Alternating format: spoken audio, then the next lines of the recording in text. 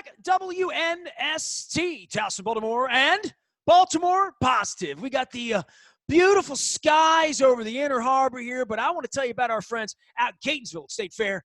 They're mixing up the chicken and waffles. We're getting the fresh air, the beautiful days that look like this. Come on out and celebrate a little bit of freedom here at this point, and certainly get across the street with El Guapo, something you couldn't do last spring because it wasn't there. Grab yourself a margarita with our friends. I'm going to grab Evan Brown on my crab cake tour, which will begin at Faidley's next month. I'm going to be breaking some news about eating some crab cakes and drinking some beer and probably shucking some oysters as well. We will begin all of that at Faidley's as well as Costas to start things off in April. Shipping around the world, and they're shipping them out to Catonsville very, very soon, where Don Moeller is very, very happy about that. By the way, Don Moeller's offspring, Jeff Moeller, a guest on the program last week, talked a little Terps basketball as well as optimism for the Orioles, which Don shares, which is why I gave Don orange skies today. And well over the sky. This guy had an office over this sky for a little while, right, Don? I'll tell you what, Rob Gould, again, we keep having these guests on that are aging me rapidly. Rob and I go back decades as well. Back to when you used to work for a living, right? Exactly. But Rob Gould, former vice president at BG&E and Constellation Energy, and then Florida Power and Light, and now out there as a consultant trying to make sense of all things electric grid and power in the United States. Rob, welcome. We've done derechos, blizzards, hurricanes. We've done it all, have we not, buddy? We have. And I'll tell you, though, you don't know what a hurricane's like until you have a Cat 5 bearing down on you in Florida. That gives you a whole new sense of reality, let me tell you. So you mean our little dust-ups? Right? Nothing. Dust-ups up here didn't prepare you for Florida Power and Light? Nothing like huddling under a desk when your windows are shaking outside in the middle of a Cat 5 building, and it's still shaking. So, wow. Yeah, it's a reality check.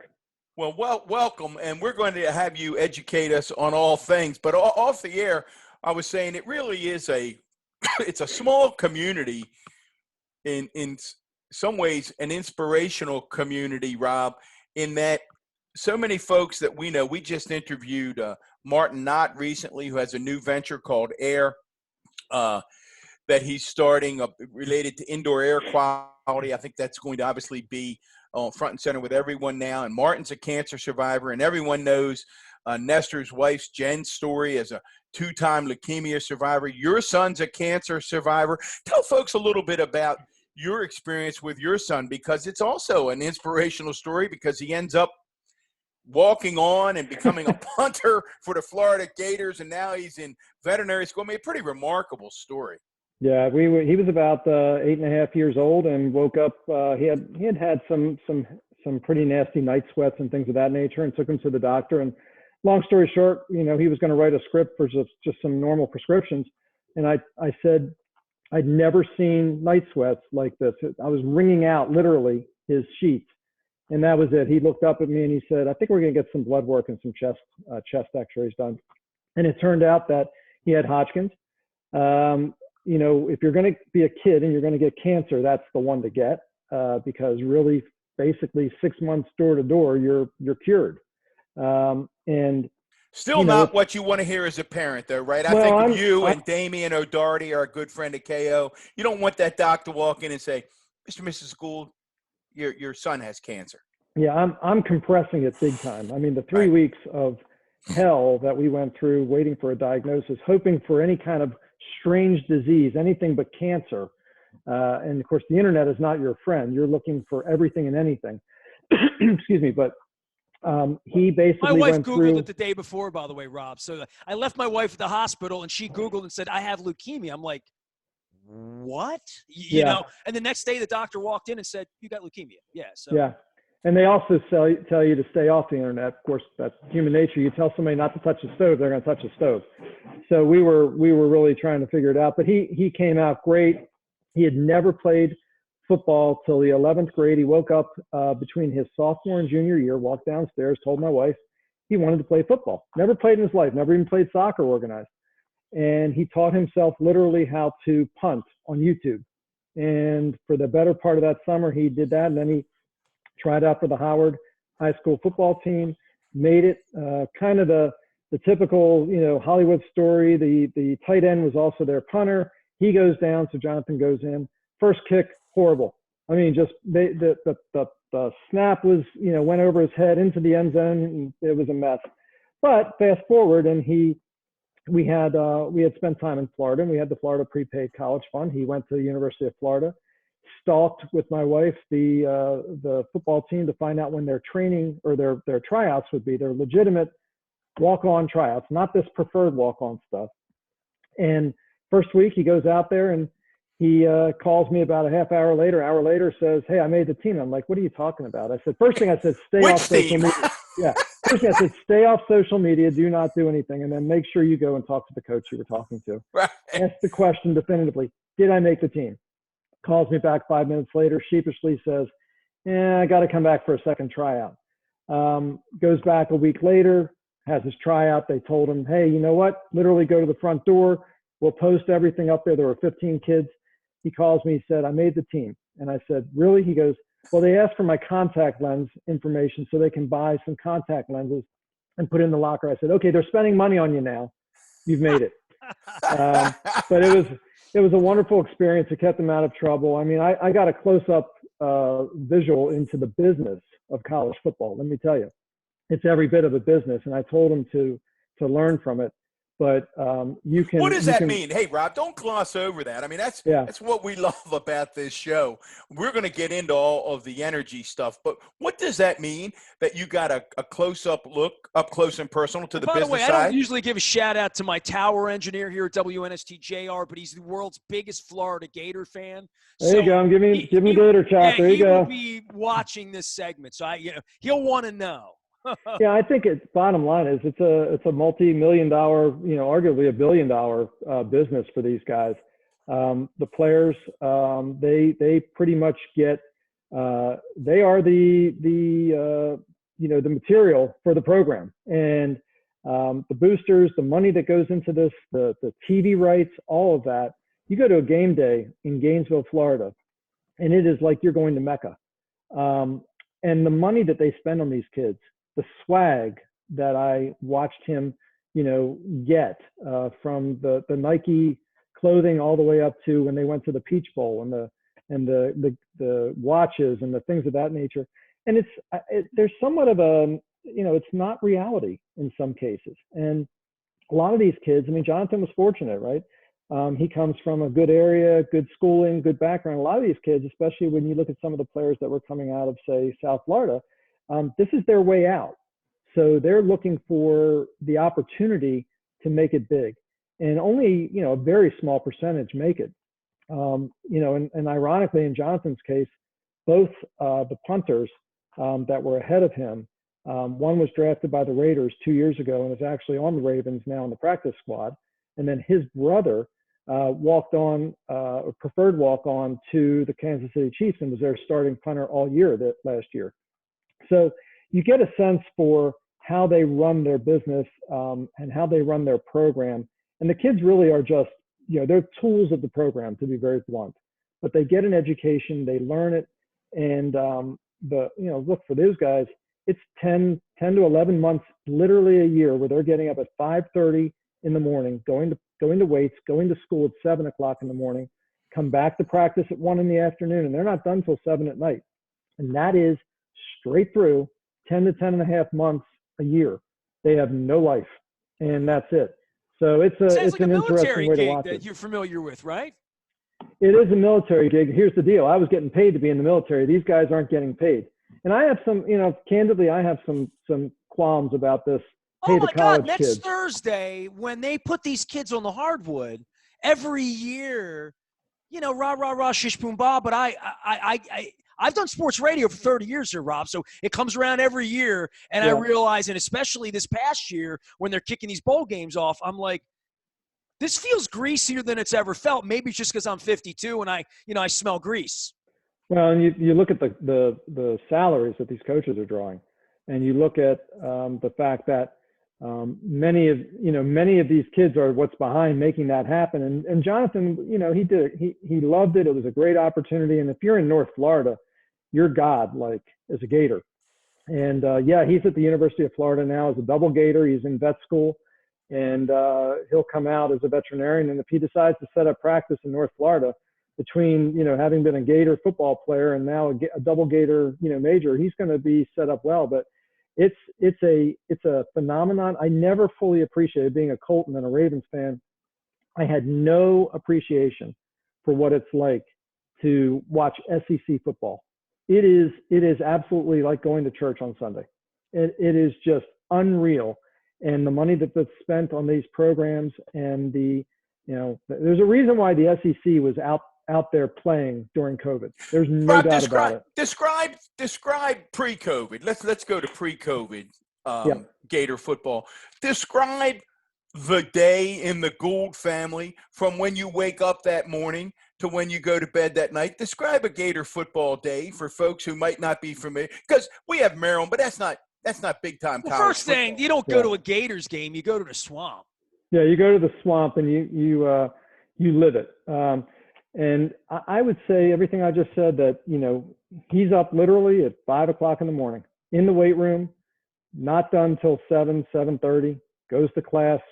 And his classes were pretty hardcore. I mean, he kept a 4.0 average through this whole thing. And, Can I ask you, as a parent, you never lived that stage life, that the Mollers running the kids to lacrosse practice and this camp. Did he do a lot of that or no? Yeah, he did a lot of rec.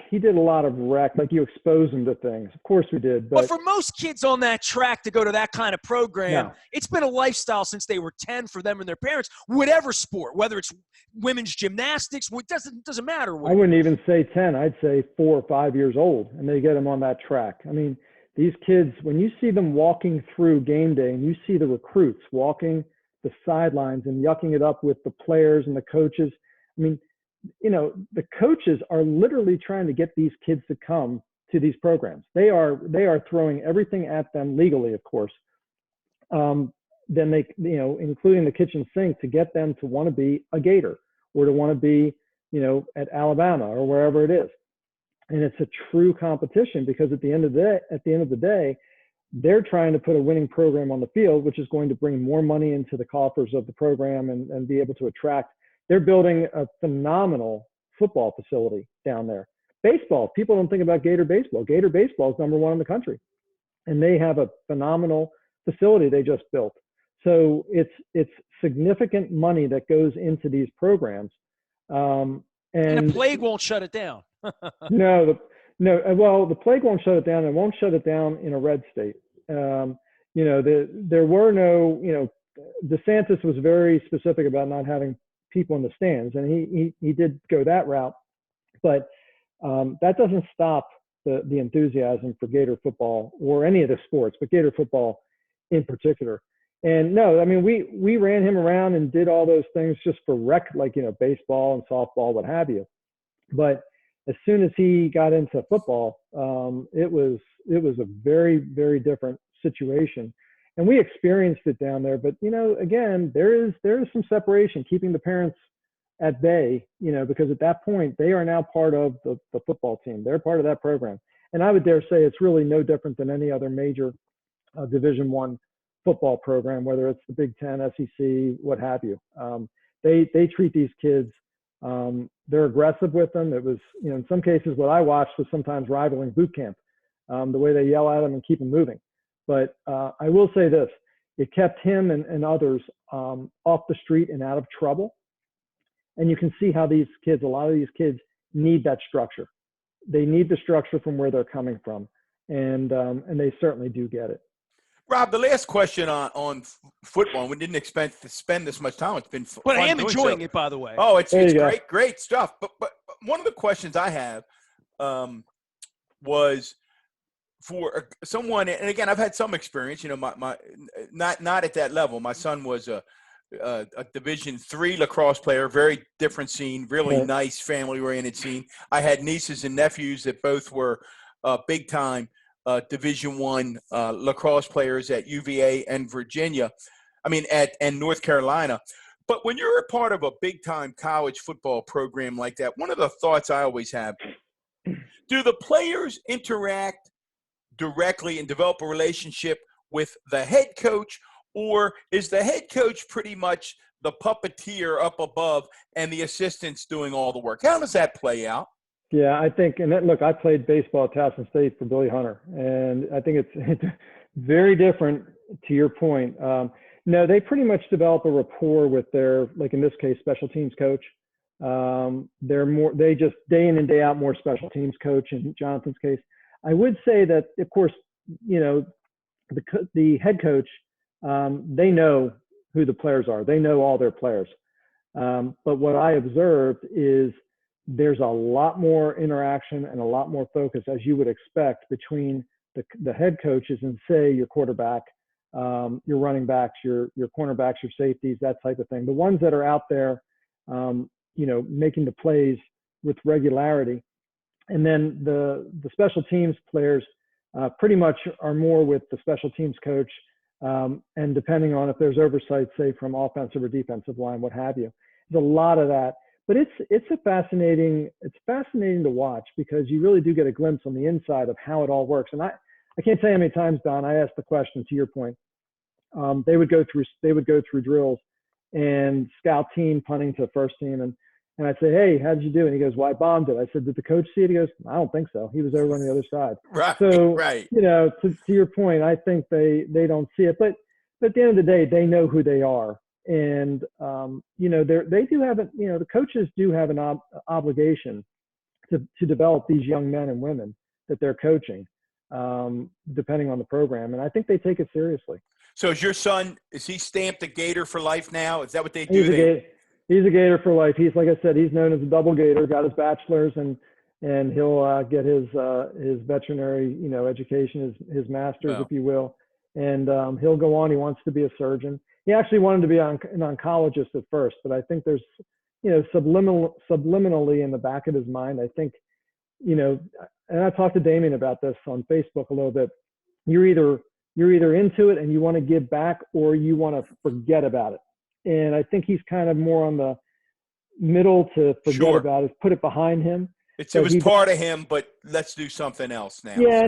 and he feels strongly. And look, we're all part of the Hopkins family. I'm on their Hopkins advisory board and for Peds Oncology, and you just give it back. And I think it's something that, honestly, I think he and probably Damien's daughter in the future, that's going to hit them when they're probably in their 35 or 40 time, you know, range, when they have a little bit more money and they can start to give back to the community. And that's probably when it will mean more. Well, there's nothing more there. Again, if you're tuning in, we are with long-time energy expert Rob Gould, many years, BG&E, Constellation Energy, Florida Power and Light, and Texas freeze is over and we're talking football. Yeah, man, we're gonna talk Texas. But Rob, you know, you mentioned this is Baltimore Positive, and for those of us and people know my story with my grandson and our relationship with Hopkins Children's Center. There is nothing more positive than Hopkins Children's Center. Those of us who know that place like the back of our hand. 1.6 miles. And by the way, it's the 7th just one of the most remarkable experiences in my life. Well, Rob, let's talk Texas. I mean, I'm telling you, you're the first person, I got to tell you, you are without a doubt the first person I thought of when I wake up and there's no power in Texas. I'm thinking, oh my goodness, my buddy Rob Gould, he could easily have been in Texas as the vice president of ERCOT, the Electric Reliability Council of Texas, I guess, working there. I've tried to do some research on it. It's complicated. I need you to take Nestor and I to school. We're going to sit back, shut up, educate our listeners. What the hell happened in Texas and why did it happen, Rob? Yeah, well, I think my perception of it, because first of all, my company, I was with Florida Power and Light, but I was also the chief communications officer for the parent, which is NextEra Energy.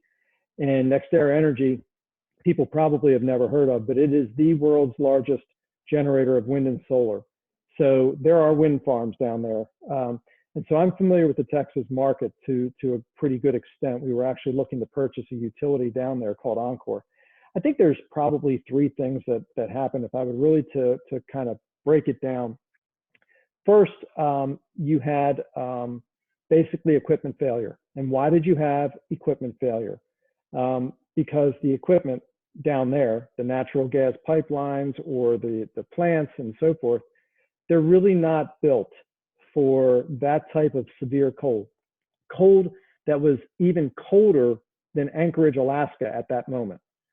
And it is, I want to say, a once in a generation type event. Even though they had something in 2011 that brought severe cold to them, it was still a once in a generation event.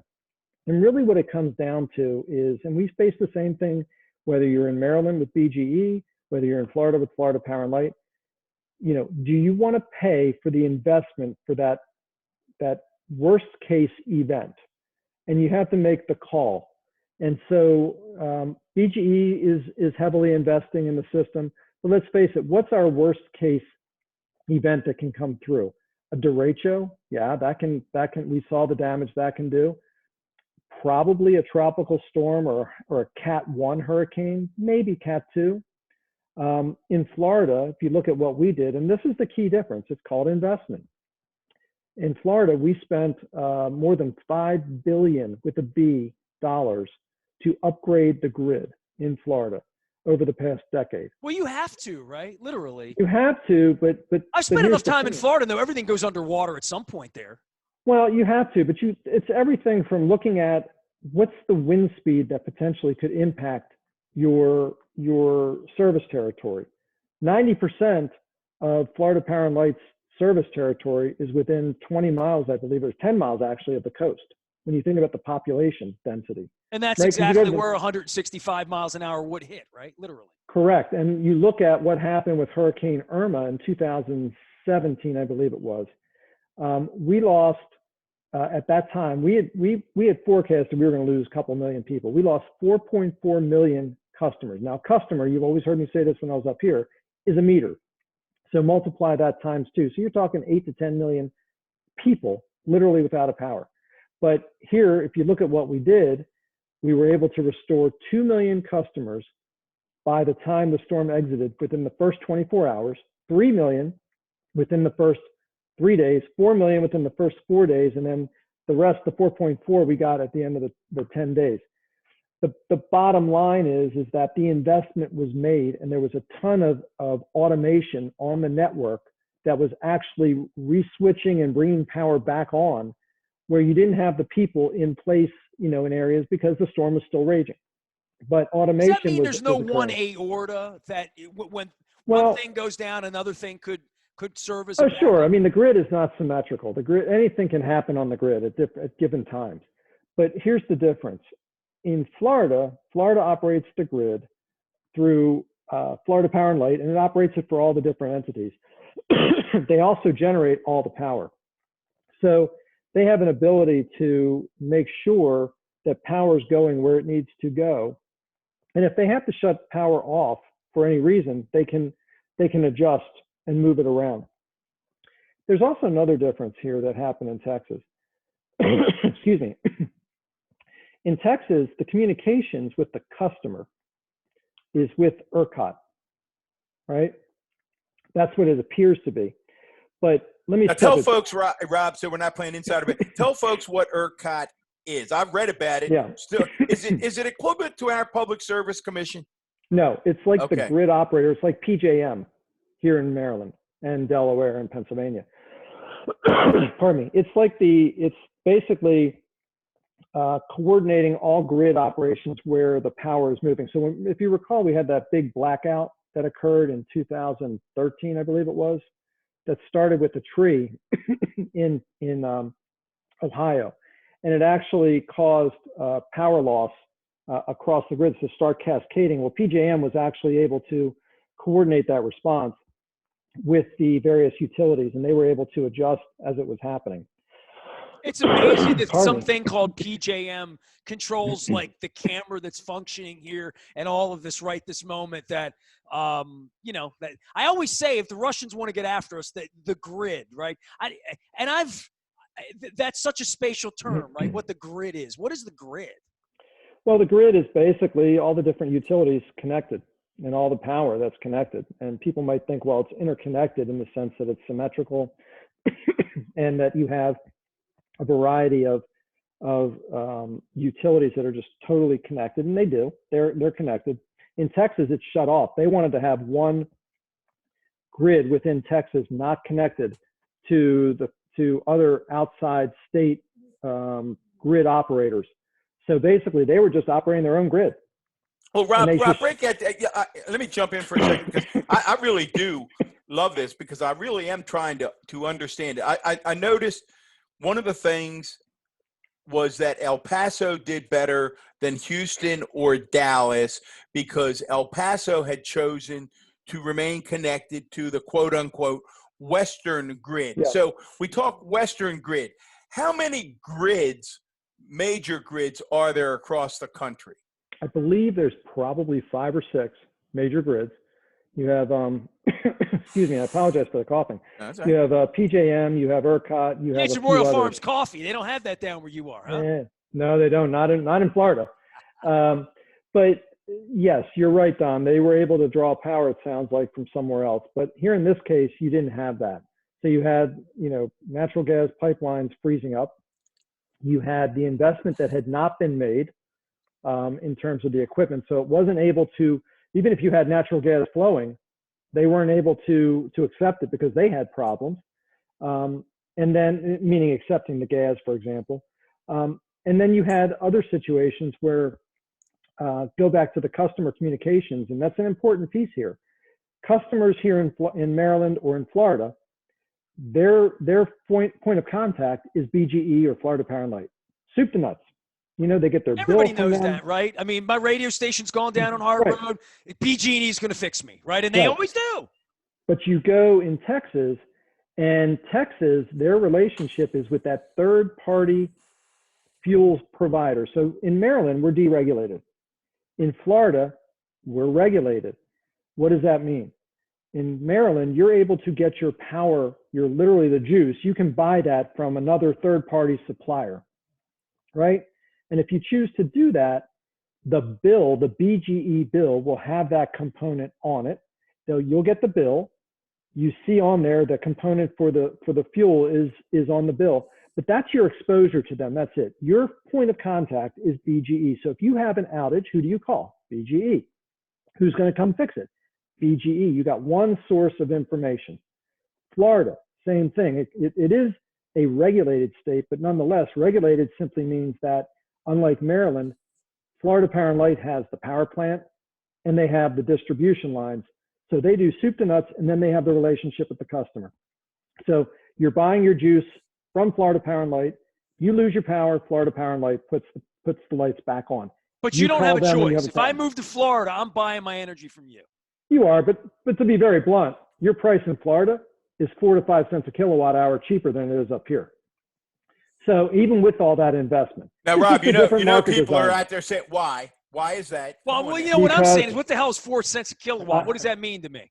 That means you're going to be saving some bucks, some gelt. You're going to basically, instead of especially in a state where it's 100 degrees all the time and you're like burning it 6 months. Absolutely. And so in Maryland, you have a situation where, you have basically rates that are set, and the commission does that in Florida as well.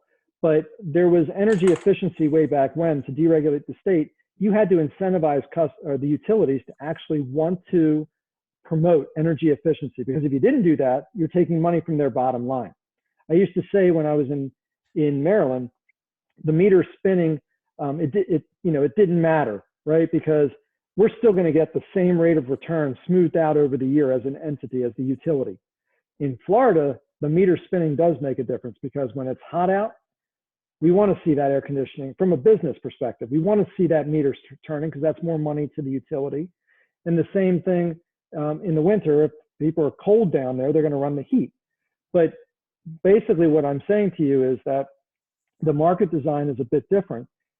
Florida Power and Light takes at least I'm going to speak for them, they take the operating efficiency extremely seriously. Not suggesting BGE doesn't, but when you look at Florida Power and Light, they've had rates basically that are continued low, and they have been doing it for years. So basically they're proving you can be a successful utility, reinvest in the infrastructure, prove that reinvestment to the commission and to the customer. And if you think about it, it's always been very straightforward to me.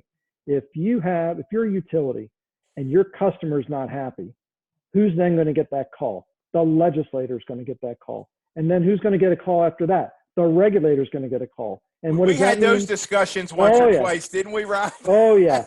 So it's a virtuous circle, right? Right. Customer happy, legislators happy, regulators happy, which means the utility's happy because they're going to get a rate of return that allows them, because if you think about it, what happens with utilities, they're not putting money up for their just like altruistic reason.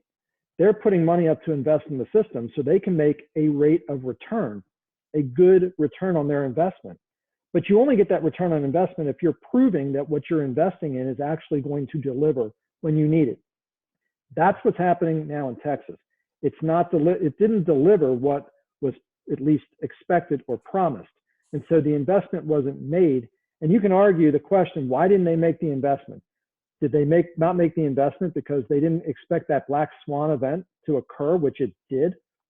Because at the end of the day, there's a cost. Florida Power and Light customers pay for those investments. BG&E customers pay for those investments. Texas customers have to pay for those investments. If Those they're going storms to, aren't free, is what you're saying. nothing's That free. aftermath, the day That's after right. Hurricane Irma, that's a real cost that Mr. Insurance guy's not necessarily picking up. I mean, what I was going to bring up in Texas, my cousin lives in Katy, Texas.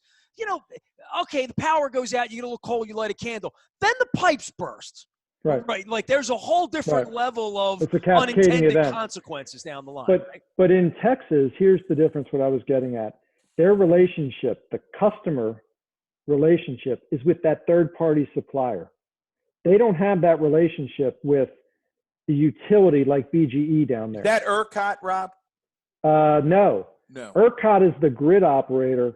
Joe's Electric, literally, right? Well, basically what you have is you have a plethora of third-party suppliers. Acme Power Supply, I'm making it up, but JEXA, Dominion Power, Constellation New Energy. That's who their bill comes from. That's who their relationship comes from. So there was. But they have no ability to fix it. Correct. They're I in an call office setting. BG&E. I'm pissed. At least BG&E's going to fix it. They have to fix it. They're the one on the phone. In Texas, I call BG&E, and they're like, no, it's these people. Well, let's step back. You're not even going to call BG, or you're not going to call Encore. You're not going to call CenterPoint Energy. You're going to call your third-party supplier. And then on top of it, what you have down there is, because it's a deregulated state, a lot of customers, as we've seen in the headlines, got sticker shock because they locked into a certain price, never expecting to have to be hit with that black swan event that's going to jack their prices up because supply and demand is not in equilibrium. Well, hey, Rob, that I got to tell you, and Nestor, this was interesting to me. I assumed, I'm so glad you brought that point up, and I need you to clarify because I still may not have it straight. Yeah. I assumed when I saw the stories of $5,000 and $6,000 electric bills that it was a mistake. The digger I dug into it, the bill is not in error. The bill represents the market price, right, Rob? It's a gouge. Yeah, well, it's not even a gouge, I don't think. I was going to say it's the market price. Right. And basically, like getting an Uber in the rain after the Super Bowl, kind of, sort of. Correct. Surge. Even worse. Yep. Right. It's surge pricing. There's no question about it. And in Maryland, PJM, which again is the equivalent to ERCOT, they have an auction. They have a based on what the utilities tell them, they'll have an auction based on the forecast of what power will be needed. And the utilities bid into that, and they basically are, setting the price for their customers based on that. In the situation as I understand it in ERCOT, they did actually have pricing locked in, but there was an escalation.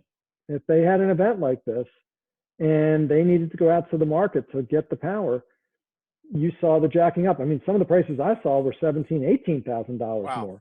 And then I just saw last week where the commission in Texas said they were inclined not to do anything to relieve customers of those bills. And now the governor, of course, he's saying he's going to do something. I mean, they're going to have to do something, but this goes back to caveat, emptor, right? Let the buyer beware, because you don't know what you're going to be getting yourself into. And anytime somebody says, well, this will never happen, if they're saying it's never going to happen, you want to at least think it might happen and prepare for it. Well, Rob, people, again, we're with Rob Gould, longtime energy exec at BG&E, Constellation Energy, Florida Power and Light, now out there trying to make sense of the Towson energy. Tigers. And a Towson Tiger baseball player for Billy Hunter, and a Gator for life, and now trying to make sense of energy across the United States. Listen, anybody. And a volunteer firefighter, Pikesville. Let's not volunteer forget that. firefighter. I mean, near and dear. Rob and I have many discussions over the years about the outstanding work that the volunteers do in Baltimore County. Boy, Nestor, that's a discussion for another day, because what a valuable – that is a discussion. We should have them on, because they do terrific work, all the guys out there, Glenn and everybody. I will tell you, that is an anomaly in this country. Yeah, it's remarkable, the volunteer. We will have them on. That's a great topic. But, Rob, everybody knows my – political leanings, my political tendencies. When I look at Texas, I say, hey, yeah, the dummies. Of course it didn't work, because they chose to go it on their own. They got this thing that government is bad. And part of me says, y'all get what you deserve, you dummies. You voted for Ted Cruz. Is it that simple? Is it that simple that they just thumbed their nose at regulation and said we're going on our own? And was this inevitable? Or we're going to Cancun? I'm not sure if I could say it was inevitable, because at the end of the day, Texas economy is strong. And one of the things, just like Florida, the economy is strong. And what's a major driver? Think about the two or three major drivers behind the reason why someone wants to move their business from somewhere else, say California to Texas. It's the tax basis. It's the fuel cost because of electricity. That's a big cost, or a big driver, and transportation cost. They have had a very strong economy and not had this type of event that's occurred. So it is definitely very much of a black swan, once in a generation event. Foreseeable, for sure, but did the entities have the incentive or desire to put the money into the system for that black swan event? And I can't speak to that. I don't know what that was. But had they been regulated, Rob, let me push back on that. I love this. If they had been regulated, wouldn't they then have been required to make those investments? They are regulated. It's not it's just like in Maryland, right? Maryland is a deregulated state, but the Public Service Commission for Maryland does regulate BGE and does set their rate of return and all the programs, energy efficiency, and other things. It's the same in Texas. So the so state they are of Texas regulated. allowed these companies to gouge people? No, what I would say is this. I would say that the market forces, the market allowed them to set programs that were in place for the third-party supply. We're talking about two different things. We're talking about put to the side the winterization of the equipment and the investment in the equipment. That is regulated. That's, they're gonna put money into that equipment. They're going to be asking the commission to seek a return on that investment, and they have to approve that. What we're talking about are the programs that the third-party marketers put out there that customers were then solicited, just like we all get solicitations in Maryland for, get your fuel, lock it in at a certain rate, it'll show up on your BGE bill, set it and forget it, it'll be cheaper. So you're shopping for your electricity. That's a very different piece of it. And I'm not specifically familiar with what Texas does when it comes to that, but I do believe there is some regulatory component to that. And if there isn't, I suspect there will be going forward. Well, Rob, had they not refused to be part of the nationwide grid, had they been part of the nationwide grid, would this power outage have still happened? I suspect that there would have been some element of that, but I think what you have to do is go to the root cause of what occurred, and that is the infrastructure was not able to handle the significant cold weather that occurred. Okay, so who mandates then in Texas? And again, I think that's where the commission is going to have to either dictate or work with get a working group with the companies and say, what are your plans for the future, and then approve them. So there's definitely going to be a commission play here. There's no question. Look, I was talking to a reporter from Dallas. This blew me away. the communications plans for communicating to customers. I know you'll appreciate this when I say it, Don, but they're thinking actually the legislature is going to develop the communications plans for the utilities. That's scary. You chuckled at that, didn't you? Yeah, you don't want legislators or regulators defining how you're going to communicate. I was blown away by the fact that here we are in 2021, and I was talking to this reporter, and he said, well, what would you guys do? Do you think maybe some robocalls or things like that? I said, robocalls are like, we were doing that, 10 years ago. 5 years ago when we had the hurricanes approaching, once we were under a watch, we were in Florida, we were going out with robocalls telling customers what to do and be forewarned. We were communicating via text, via email, via social media. ERCOT, I don't believe, and again, subject to check, I don't believe they're equipped. I had almost 120 people in a major storm event that we ramp up, and they were focused solely on communicating with the customer. Well, Rob, just go. I mean, again, just to take a page out of our personal history, whether it was a blizzard or a derecho or a hurricane. I mean, you at the head, running your communication operation. I, at that time, running it for both Jim Smith and for Kevin Kamenetz, and as well as other counties in the city. We were basically, and we're, Baltimore County, it's an emergency operations center. BG&E, for folks who don't know. Every snow event is this. Every ice event is this, right? And Nestor, and I don't think the county was unique in this, but in Baltimore County, there's an emergency operations center that has representatives 24/7 in that center, in a central location. Right. So Rob has someone representing BG&E in the basement of the county office building. That's Don has someone from his communication team, from fire, from police, from public works, sitting down there. There's, as you said, it's not a robo. It's not a robo. It's not a couple of robo. No, but it's. I guess what I'm trying to say is there are so many tools that are tried and true in the toolbox right now, that if they are going to create something, which again still blows me away, we're in 2021 and they're talking about doing that. There are so many tried and true tools in the toolbox that can be put to use for the benefit of the customer. But it sounds like they're going to have to make some organizational structural changes because, again, I don't believe ERCOT is equipped to reaching out to customers. And case in point, I saw one tweet that blew me away. In the middle of this, they were tone deaf, right? Because one of the things that I know you and I have always felt strongly about is you need to be in touch with where your customer is or where your constituent is at that moment. And whatever you're going to put in social media, whatever it is, it better be in lockstep with where their head is, because if it's not, you're going to have an explosion. And they were putting out a couple of tweets talking about, maybe wear your fleece. You're not that cold. Well, it was just, let's put it this way. There was a great divide between reality and what was being put out in social media. Right. Nestor's got a cousin or a friend that had any water. I had a friend call me from Houston, their pipes had all burned. And you're saying, hey, maybe you ought to put on an extra scarf. That's not going to cut it. Customers are going to rebel. And then you're going to have everybody and their mother upset.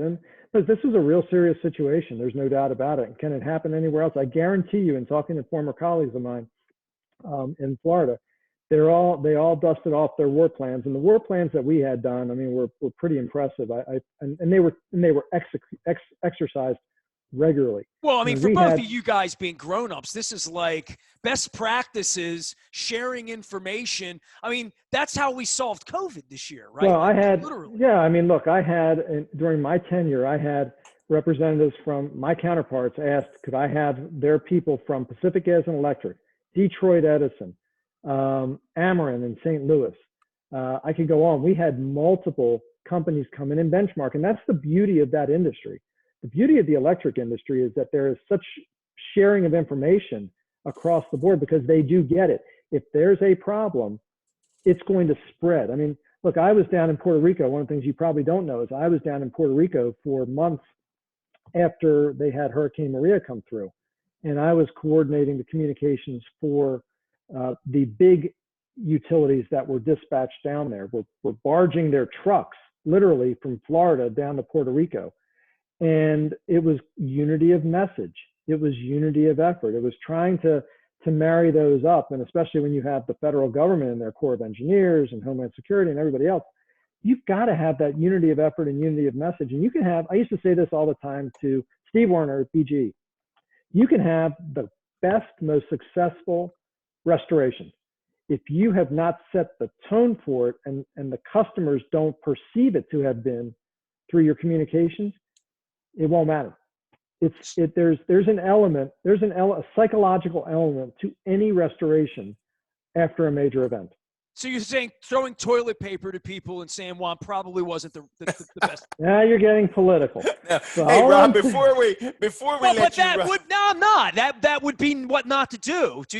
I would not disagree with that. There you go. Rob would not have thrown toilet paper. Real quick, before you run, yeah, it's terrible to ask you to do this in 30 seconds or 60 seconds. But Nestor mentioned something earlier that I think people do worry about, and I want to throw it to you. He talked about an attack on the electrical grid. I remember I asked Congressman Rupersberger one time, I said, Dutch, what keeps you up at night? And he didn't hesitate. He said, cyber attacks. He said, Don, that's what keeps me up at night. How secure, Rob, is the nationwide grid to prevent what Nestor's talking about, a foreign entity coming in and doing to the entire nation what happened to Texas? You know, I probably would say, just having been in the industry as long as I have, I'd be more concerned about the municipalities as opposed to the big electric companies. We were getting pinged. I'm trying to remember. I think the last count, 3 million pings a day at our company. That's NextEra Energy, right? You're talking about the whole operations because we were controlling. You know, we were controlling, say, you know, wind farms in Texas from Florida, for example. So I actually was involved at the federal level as an industry rep for communications, working with the feds on this very topic. There's a boatload of money that has been spent by the utilities across the country, and a boatload of human, you know, mental capital into it as well, communications plans, et cetera. I feel good about the big companies. I think if I were to worry about anything, it'd probably be the municipalities. And I think that's just because they don't necessarily have the money to invest in the infrastructure. But well, we had the malware attack here in Baltimore, which is, you know, just an example of something, right? It's exactly right. But I think that at the end of the day, I think that it is a risk. There's no doubt about it. But I would say that I do believe I'll speak for the industry. The industry, in partnership with the federal government, at least when I was there, is doing and was doing every single thing they could do to plan for this. And they got black hats and white hats in there, and they're literally people in our company every day that are trying to infiltrate and find the gaps in the system. But there's no doubt the Iranians, the North Koreans, the Chinese, they're all trying to infiltrate. They were going at it. And it's a real serious issue, but I do believe it's getting the attention it needs. I don't think that anybody would sit there in the industry and say it's not being taken seriously, because I do think that is the number one concern, especially when you're talking about nuclear power plants, for example. Absolutely. Well, Nestor, we had Energy 101 today. Yeah. How about that? Maybe even 102. Rob, I don't know if you know this because you've known Mueller a million years. He was my high school guidance counselor in 1982 at Dundalk High. And he was a social studies teacher that never taught social studies, because by the time I got to him, he was already on his track, you know. So in retirement, we've decided that this should be a social studies program. So we appreciate you coming in as the guest speaker for our assembly here today. I'm happy to do it. I don't want to make Don feel bad. He knows somebody, Bill Rust, who is my my baseball coach at Pikesville Senior High School. Bill, one of my all-time favorites. Talk about feeling like you're starting to get old when you start to see your high school teachers who are out there on Facebook. Boy, it's kind of scary. And see, if you would have wrestled at Pikesville, you would have known a couple of my legends over there. You know? Oh, it's fun. Bill and I grabbed a beer probably right before the pandemic. Bill spent a lot of time down in South Carolina now, and we grabbed a beer when he was back in Catonsville. Hey, Nestor, quick reminder before you jump out of here. I do want to say to folks, both State Fair and El Guapo, two of our most loyal sponsors, are doing, if people aren't paying attention on Facebook, they're doing family meals every day. I know you see them. I mean, saw you go the out. lamb shanks, and it like A I family really of four, man. You know. Have you ever had the lamb shanks, the Portales lamb shanks? Oh, it's. Let me tell you, I kidded Evan, our sponsor, a couple of weeks ago when he did them the first time. I made a fatal mistake. I waited until 3:30 or 4 that day to call and order them. They were already sold out. I had such a hankering for them that Linda went out and made lamb shanks, and I see he's done it again. But the family meals, I say, if there's only 2 of you, you go out, you have it today, you freeze it, and you have it again next week. Incredible family meals. We still put him up on the calendar. I'm going to have to talk to him about that so I know what I'm beating him up about meatloaf night, the TV dinner with the meatloaf. Right. But now we're like, the weather breaks. I don't want meatloaf anymore. We're going to get over to El Guapo. Rob. We'll get back to State Fair. And, Rob, we hope certainly great things for your boy in the veterinary industry. Go I don't want Gators. to call you about anything crazy anymore happening, but I'm sure something will. You know? Hey, every once in a while, I still get a goofy phone call from somebody in the local media saying, "Hey, we got an outage up here. Can you tell us what's going on?" I'm like, I've been gone, guys, for 10 years, but let me tell you where to call. I'll be happy to give you their personal phone number. I just hope you're not on the 17th at the Ponte Vedra when that happens. Hey, Nestor, real quick, and he'll know. Rob will know. I'm not going to use any names, but it was one of the famous lines in county government was one of my counterparts screaming through my door, banging the door down, said, "Get Gould on." I didn't even have to tell Rob who it was. I said, okay. I'll call we had Rob. many of those phone calls. I'll call Rob right now. He'll take care of it. Get Gould on the phone now. Many of those phone calls. Snow's bad. The ice is not good. The wind in the ice, though, that's when. Oh, man. Yeah, you know what? I don't know what was worse, energy or CSX and railroads. So let's my Lord. Topic for another day. Exactly. Great one, Rob, we Rob. appreciate it. Thanks for coming on. Rob Gould, longtime energy insider with BG&E, Next Era Energy, down in Florida, all over the place. Florida Power and Light. I don't want to miss any of the, as well as the Towson Tigers. There you go. And Don Moeller, former Baltimore County executive. We've had great conversations here about all sorts of topics. I talked to Don's son about real estate last week. Certainly the Terps, free agency, Orioles, but so much more. We are WNST.net, AM 1570, and we never stop talking social studies in Baltimore Positive.